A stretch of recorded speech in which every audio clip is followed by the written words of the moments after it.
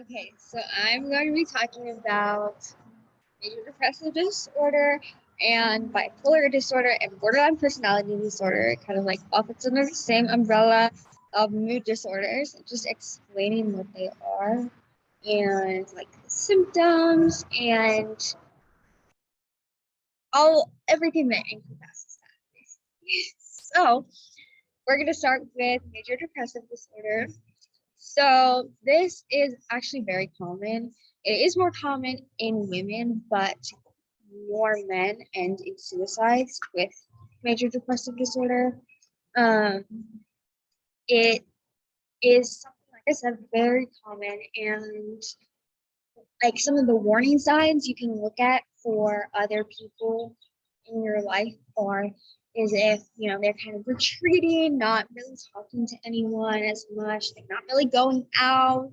Maybe you notice that like they're not doing like simple things like brushing their teeth or like simple hygiene, like everyday kind of things. Those are probably, not that those can't happen like just normally, but if those things are accumulating, maybe they're missing like a lot of work days or they're getting really behind on school. These are all like red flags that someone you love might be struggling. I feel like an ad right now, but all of that is stuff to look out for, and then also in yourself though to just be aware of that. Those, it's not just stereotypically like, oh, like low mood, I feel sad. Like that's not just what depression is. It's also like very physical. It's like, okay, I don't feel well enough to like get up out of bed. Like I physically cannot bring myself out of bed right now. Like I don't know how to get up. I don't know how to do school. I don't know how to go to work today. Like it's so physical, and I feel like people forget that so often, is that it's something, it's not just in your mind. It's transfers out into your body, and it makes things, specifically everyday things that aren't very exciting, that are kind of grueling, very hard to do. And that's definitely something that a lot of people with depression stress a lot about, because they get behind in work, they get behind in school, and then they don't know what to do because they are now stressed from getting behind when they were depressed. So that's depression. That's what it is, some warning signs. And then kind of like the same for bipolar and borderline. These are both two very similar mood personality disorders. They do have a few differences. So bipolar disorder is usually described as very high highs and very low lows that are for a long periods of time. So I call them manic episodes, is when you're like in a super, super good mood for a long time.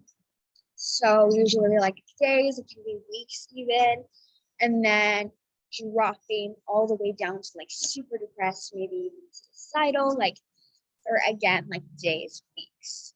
So that is kind of bipolar. It can also go in like fits of anger, like it can be any emotion. It doesn't have to just be like really happy or really sad.